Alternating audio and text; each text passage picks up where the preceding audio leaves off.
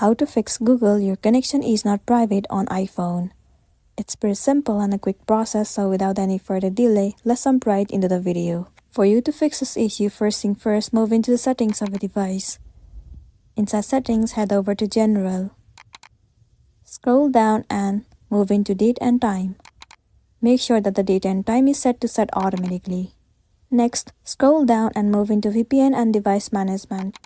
You have to make sure that you are not connected to any of the VPN.